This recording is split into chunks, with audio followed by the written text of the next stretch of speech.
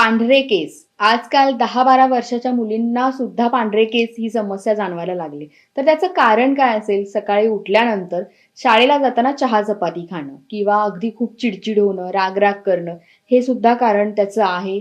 किंवा चेहऱ्यावर पिंपल्स येणं म्हणजेच उष्णता जास्त वाढणं. अगदी अनेक कारणं असतात मुलींना कमी वयापासून केस पांढरे होण्यासाठी आणि याच्यासाठी साधा सोप्पा घरगुती उपाय म्हटलं तर आवळा चूर्ण घ्यायचंय. आवळा चूर्ण गाईचं तूप किंवा खोबरेल तेल असेल त्याच्यामध्ये त्याला भाजायचंय.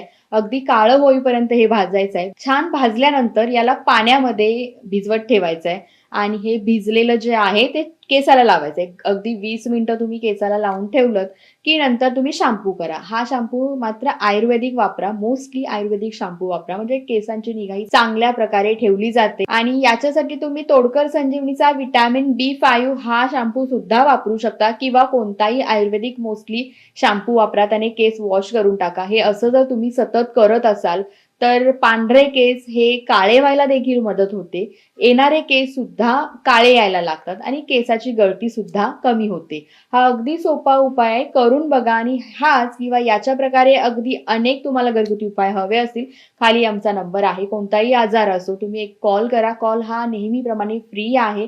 याच्यामध्ये योग्य मार्गदर्शन तुम्हाला होणार आहे आणि आजारांपासून दूर होऊ शकता.